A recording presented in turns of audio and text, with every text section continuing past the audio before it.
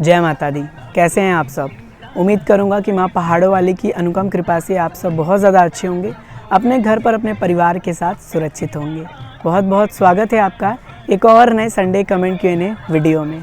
जी हाँ, आज है संडे और हर संडे हम एक संडे कमेंट Q&A वीडियो लाते हैं जिसमें आप सबके पिछले संडे में पूछे गए प्रश्नों के उत्तर देते हैं। तो अगर आपके मन में भी किसी प्रकार से कोई प्रश्न है, कोई डाउट है श्री माता वैष्णो देवी की यात्रा से जुड़ी, तो नीचे दिए गए कमेंट बॉक्स में आप जाकर अपने प्रश्नों को पूछ सकते हैं। नेक्स्ट संडे हम आप सबके प्रश्नों के उत्तर देने की पूरी कोशिश करेंगे। चलिए शुरू करते हैं आज की संडे कमेंट Q&A वीडियो को। सबसे पहला प्रश्न लेते हैं दीपक जी का। आरती के टाइम में चेंजेस हुआ है क्या? आप बोल रहे थे कि आरती का समय चेंज हुआ है। सर, आरती का समय अभी नहीं चेंज हुआ है, वो सूर्य ग्रहण की वजह से चेंज हुआ था जो मैंने आपको बताया था। फ्यूचर में अगर कुछ चेंजेस होगा तो हम आपको ज़रूर इन्फॉर्म करेंगे। दूसरा प्रश्न लेते हैं दीपिका जी का। भाई, बैटरी कार कब से चलती है? ऑफलाइन कैसे बुकिंग होती है? क्या प्रोसीजर होता है? अगर ऑनलाइन करके जाते हैं तो क्या प्रोसीजर होता है, प्लीज़ बताइए। क्या बीच रास्ते में पालकी मिल जाएगा? सबसे पहले तो मैम मैंने ऑलरेडी वीडियोस बना रखी है बैटरी कार के ऊपर। आप यूट्यूब में जाइएगा, Vaishno Devi battery car search करेंगे तो आपको वीडियोस मिल जाएगा, वहाँ से आप चेकआउट कर सकती हैं। Second thing, battery car book करने के लिए दो ऑप्शन है, या तो ऑनलाइन कर लीजिए, ज़्यादा बेटर रहेगा। ऑफलाइन वहाँ जाके आपको बुक करना पड़ेगा। ऑनलाइन के लिए आपको www.batterycar.maavaishnodevi.org वेबसाइट पर विजिट करना है। वहाँ से आप बैटरी कार की बुकिंग कर लीजिएगा और उसका जो रिसिप्ट मिलेगा उसे लेकर जाइएगा। आप अर्धकुंवारी से भवन के बीच बुक कर सकती हैं, भवन से अर्धकुंवारी के बीच बुक कर सकती हैं। जहाँ पर भी आपने बुकिंग की होगी, अर्धकुंवारी के पास ही काउंटर बनाया गया है, वहाँ जाके आपको दिखाना है और फिर आप बैटरी कार में इंटर कर सकती हैं। वहाँ से आपको भवन ड्रॉप कर दिया जाएगा। इसके चलने का जो समय होता है वो सुबह 8 बजे से अप्रॉक्स चालू हो जाता है, रात के 10 बजे तक वो चलता रहता है। तो आप एक बार पूरा शेड्यूल चेक कर लीजिएगा ऑनलाइन वेबसाइट पर विजिट करके, वहाँ सारी डिटेल इन्फॉर्मेशन जो है वो इंक्लूडेड है। सेकेंड थिंग, अगर आप बीच रास्ते में पालकी की बात करें तो पालकी मिल जाता है, लेकिन बैटरी कार जो होता है वो अर्धकुंवारी टू भवन चलता है, तो इस दौरान आप उतर पाएंगे नहीं।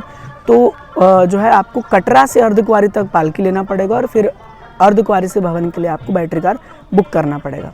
ये सारी जानकारी थी। इसके अलावा भी कोई जानकारी चाहिए तो आप प्लीज़ विजिट करके चेकआउट कर लीजिएगा। बढ़ते हैं दूसरे प्रश्न की ओर। गौरव शर्मा जी हमसे प्रश्न कर रहे हैं, 3 नवंबर को आ रहा हूँ, मौसम कैसा रहेगा? सर, फिलहाल तो मौसम ठंडा है और आप अपना कोल्ड क्लॉथ कैरी करिएगा, गर्म कपड़ा लेकर आइएगा। लेकिन नवंबर की अपडेट आपको नवंबर में मिलेगी, अभी अक्टूबर चल रहा है। इन फ्यूचर में हम आपको इन्फॉर्मेशन शेयर करते रहेंगे। आशा जी बोल रही हैं, जय माता दी। जय माता दी। भाई, माता रानी की कृपा से हम 6 नवंबर को माता रानी के दरबार जा रहे हैं। भाई, उस टाइम ठंड कितना होता है, रश कितना होता है, क्या चढ़ाई में ठंड लगेगी? और मनोकामना भवन के बगल में जो फ्री अकोमोडेशन है वहाँ क्या गर्म पानी रहने की सुविधा है? रास्ते में कहाँ है, तो रास्ते में कहाँ है, कैसे है? और माता रानी के दर्शन के लिए आने के बाद शिवखोड़ी धाम में दर्शन करने के लिए जाना होगा तो एवरेज कितना टाइम लगेगा? बहुत लंबा प्रश्न है। सबसे पहले मैम, अगर आप आ रही हैं तो बहुत अच्छी बात है। मैं आपको बता दूं कि अभी आपको अक्टूबर की अपडेट जानकारी मिल रही है, नवंबर की जानकारी नवंबर में मिलेगी। नवंबर में मौसम ठंडा रहता है और ठंड आपको लगेगा यात्रा ट्रैक में, इसलिए गर्म कपड़ा ज़रूर कैरी करिएगा, मैं आपको बता रहा हूँ। दूसरी बात कि अगर आप चढ़ाई कर रहे हैं और ऊपर भवन में रुकना चाहती हैं, जो फ्री अकोमोडेशन है, तो वहाँ पर गर्म पानी मिल जाता है। आपको 7 बजे शाम के पहले पहुँचना होगा, तभी वहाँ पर आपको जगह मिलेगा, बेड मिलेगा और उसके बाद वहाँ पर गर्म पानी की सुविधा भी है।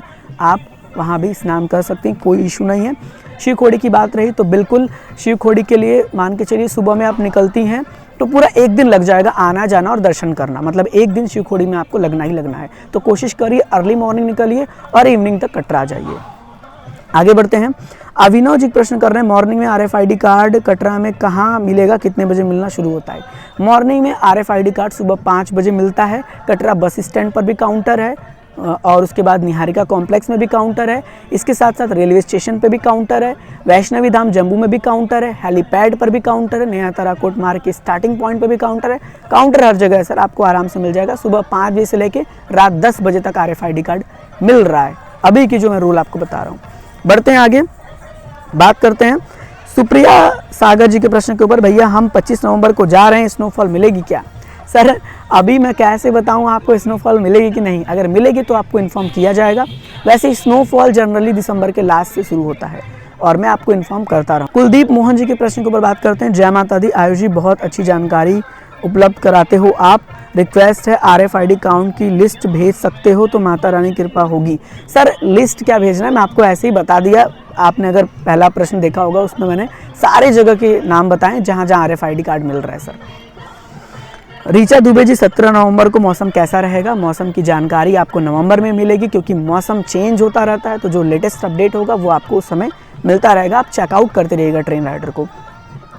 द म्यूचुअल फंड, क्योंकि अच्छा इनका प्रश्न इधर से लेते हैं। हम 1 नवंबर को वैष्णो देवी जा रहे हैं, 2 बजे फ्लाइट लैंड करेगी, अराउंड 5 बजे तक हम कटरा पहुंचेंगे। हमें डॉर्मेट्री मिल सकती है क्या कटरा में निहारिका कॉम्प्लेक्स भवन में, क्योंकि 5 बजे में डॉर्मेट्री अवेलेबल होगी या नहीं? देखिए डॉर्मेट्रीज अगर अवेलेबल होगी तो मिलेगी। डॉर्मेट्री अगर निहारिका कॉम्प्लेक्स, त्रिकुटा भवन कहीं पर भी कटरा में अवेलेबल होगी तो मिल जाएगी, अगर नहीं अवेलेबल होगी तो नहीं मिलेगी। दैट्स ऑल, क्योंकि वो उस दिन के एबिलिटी के ऊपर डिपेंड करता है। चलिए बढ़ते हैं आगे। कुलदीप सिंह जी पूछ रहे हैं सर भवन पर गर्म पानी कहाँ मिल जाएगा? भवन पर गर्म पानी की सुविधा मनोकामना भवन के फ्री एकोमोडेशन जो है बना हुआ बगल में, वहाँ मिल जाएगा। इसके अलावा अगर स्नान करने की बात आप कर रहे हैं तो आपको, मैंने एक वीडियो बनाया था बहुत पहले, 75 रुपीज़ पे करनी होती है और वहाँ आप गर्म पानी स्नान कर सकते हैं, शॉर्ट टाइम स्टे कर सकते हैं।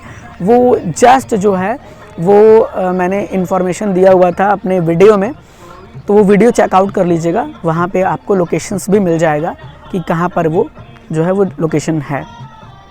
हरी राजक 26/10/2022 को हम जा रहे हैं, जय माता दी। जय माता दी सर, आप तो यात्रा पर होंगे। अशोक कुमार जी बोल रहे हैं 6 जनवरी को माता के दर्शन करने जा रहा हूँ, स्नोफॉल मिलेगी क्या? सर मिल सकती है, बाकी हम अपडेट करते रहेंगे चैनल पर। उसके बाद आगे बात करते हैं अंशुल जैन जी के प्रश्न को। और भैया हम 26 अक्टूबर को दर्शन करने जा रहे हैं, ऑनलाइन पर्ची नहीं निकाली है, बैटरी कार बुक हो सकती है क्या? सर आप तो यात्रा पर होंगे, लेकिन फिर भी मैं आपको बता दूं कि ऑनलाइन पर्ची से कोई दिक्कत नहीं, बैटरी कार बुक कर सकते हैं आप।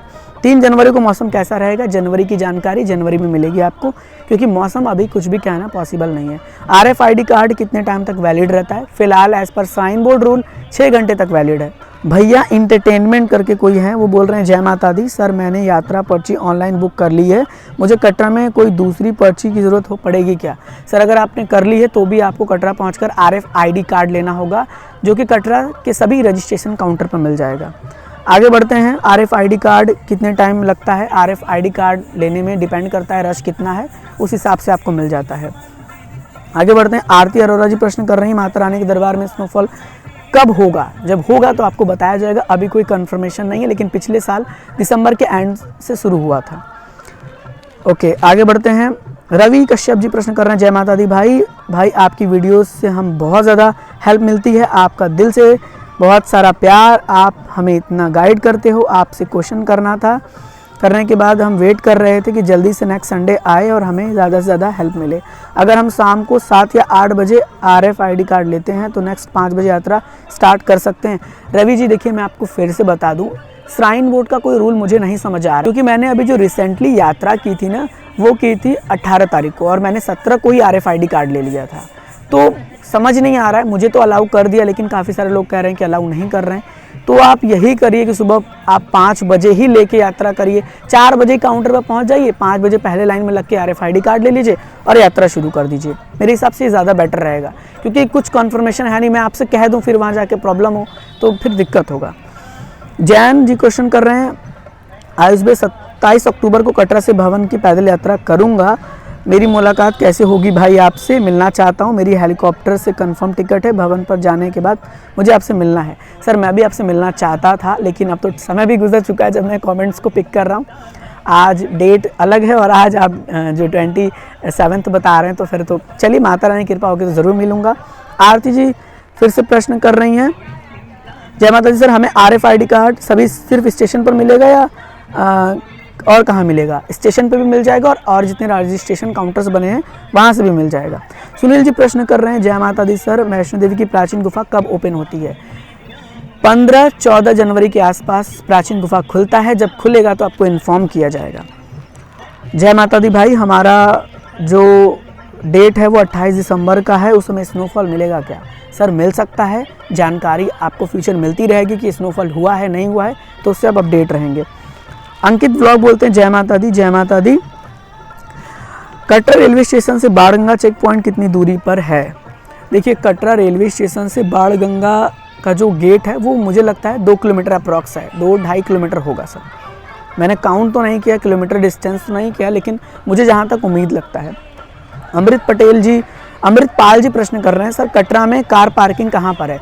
कटरा में बहुत सारे कार पार्किंग है। जैसे आप रेलवे स्टेशन से अगर आप आ रहे हैं तो वहाँ पे कई सारे कार पार्किंग की व्यवस्था बनाई गई है, तो वहाँ पार्क कर सकते हैं। कोई स्पेसिफिक लोकेशंस नहीं है, बहुत जगह पर पार्किंग है। कई सारे होटल्स में भी पार्किंग दिया गया है, तो वहाँ से आप कर सकते हैं। अभय जी प्रश्न कर रहे हैं, if we are going early morning Shivkhori then return come Jammu evening 5। बिल्कुल आ सकते हैं सर, अगर आप सुबह जाते हैं तो शाम तक आप जम्मू आ सकते हैं, कोई इशू नहीं है। वीसा रिकॉर्ड, जय माता दी, मौसम कैसा है माता रानी के भवन पर? मौसम फिलहाल ठंडा है, जा रहे हैं तो गर्म कपड़ा कैरी करिएगा। उसके बाद आगे प्रश्न देखते हैं। रमेश जी, दर्शन के लिए दिसंबर में ठीक है क्या? बिल्कुल सही है सर, जा सकते हैं, लेकिन प्रिकॉशंस फॉलो करना पड़ेगा आपको। संदीप ट्रैवल्स ब्लॉग बोलते हैं, हम अगर दोनों तरफ के हेलीकॉप्टर की टिकट लेते हैं तो माता रानी के दरबार में वीआईपी पर्ची कहाँ से मिलेगी? भैरव के लिए रोप में भी हेलीकॉप्टर वालों के लिए वीआईपी मिलेगी या नहीं? फिलहाल अगर आप दोनों साइड की टिकट्स हेलीकॉप्टर की लेते हैं तो आपको गेट नंबर 5 से एंट्री मिल जाता है, और आप दर्शन करके फिर जाकर लाइन में रोपवे की टिकट लेके फिर भैरव घाटी जा सकते हैं। रोपवे की टिकट मुझे नहीं लगता कि आपको मिलता होगा, सिर्फ वो दोनों साइड का जो अगर आप लेते हैं तो आपको गेट नंबर 5 से एंट्री मिलता है, और रोपवे में ज़्यादा समय नहीं लगता है। एक साथ 45 लोगों को लेते हैं तो आपका नंबर आधे घंटे में आ जाता है, कोई इशू नहीं होता है। बर्फबारी कब होगी लोगों की ये प्रश्न आ रही, तो मैं जब होगी तो बताऊंगा, क्योंकि मैं बर्फबारी का प्रश्न नहीं लेने वाला हूँ। डॉर्मेट्री बुक कैसे करें मोबाइल से? दिनेश जी प्रश्न कर रहे हैं, सर आप मोबाइल एप्लीकेशंस डाउनलोड कर लीजिए प्ले स्टोर से, माता वैष्णो देवी ऐप के नाम से अवेलेबल है प्ले स्टोर पर, एज वेल एज उनका वेबसाइट भी है www.maavaishnodevi.org, उससे जाकर भी आप बुकिंग कर सकते हैं। मनीषा चौधरी जी प्रश्न करें, जय माता दी भैया, प्लीज़ ये बताइए कटरा पहुँचकर कहाँ जाना होता है, करिए क्या करना होता है भैया, प्लीज़ बताइए, मुझे कुछ पता नहीं है। मनीषा जी आप मुझे इंस्टाग्राम पे मैसेज करिए, और वहाँ पर फिर हम अच्छे से इन्फॉर्मेशन शेयर करेंगे, क्योंकि अगर आप पहली बार जा रहे हैं तो पूरी जानकारी इसमें देना पॉसिबल नहीं है। या फिर आप मेरी डिजिटल यात्रा देख लीजिए, उसमें मैंने सब जानकारी दी हुई है, और या तो आप मुझे इंस्टाग्राम पे मैसेज कर दीजिएगा, वहाँ हम आप इस प्रश्न को डिस्कस करेंगे, क्योंकि लंबा है ना। अब वहाँ आप पहुँचेंगे, फिर आपको होटल लेना पड़ेगा, फिर RFID कार्ड लेना पड़ेगा, तो पूरी डिटेल जानकारी हम उसमें बात करेंगे। मुंडन के लिए क्या करना पड़ता है?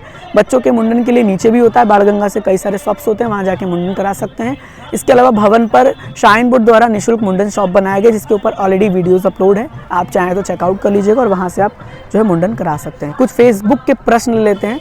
देखिए, मैं जो भी यूज़र्स फेसबुक पर भी इस वीडियो को देख रहे हैं, उनसे भी रिक्वेस्ट है कि वो जो है अपने प्रश्नों को यूट्यूब पर आकर पूछा करें, ज़्यादा बेटर रहता है। फेसबुक पर देख लीजिए, यूट्यूब पर आके पूछ लीजिए आप। अमित जी पूछ रहे हैं, RFID कार्ड लेने के बाद क्या यात्रा नेक्स्ट डे स्टार्ट कर सकते हैं? देखिए सर, मैंने अभी बताया कि कोई स्पेसिफिक रूल्स नहीं है, ठीक है, तो आप उस हिसाब से देख लीजिएगा। चलिए, 27 नवंबर को भवन जा रहे हैं, चलिए माता रानी की कृपा से आपकी यात्रा सफल हो। 1 नवंबर को हम जा रहे हैं, बैटरी कार बुक कर लीजिए आप ऑनलाइन सर, वहाँ मिलने का कोई चांस मुझे नहीं लगता है, क्योंकि ऑलरेडी फुल रहता है, बट आप बुक करके जाएंगे, बुक कर लेंगे ऑलरेडी घर से, तो ज़्यादा बेटर रहेगा। चलिए, करीबन संडे कमेंट करने वीडियो बनाने में बहुत मेहनत लगती है, इतनी लंबी लंबी वीडियो शूट करनी है, लगातार 18 से 20 मिनट बोलना बहुत टफ होता है। मैं उम्मीद करूंगा कि इस संडे कमेंट करने वीडियो में हमने आप सबके प्रश्नों के उत्तर दिए हैं। फिर भी किसी का प्रश्न छूट जाता है तो नीचे कमेंट बॉक्स खुला हुआ है, आप चाहें तो पूछ लीजिएगा। नेक्स्ट संडे हम एक और नई संडे कमेंट करने वीडियो लेकर हाजिर होंगे आप सबके समक्ष, और आप सबके प्रश्नों के उत्तर देंगे। चलिए, मिलते हैं फिर किसी नेक्स्ट इन्फॉर्मेटिव वीडियो में। जुड़े रहिए आपके प्यारे से YouTube चैनल ट्रेन राइडर के साथ। God bless you all. जय हिंद, जय माता दी।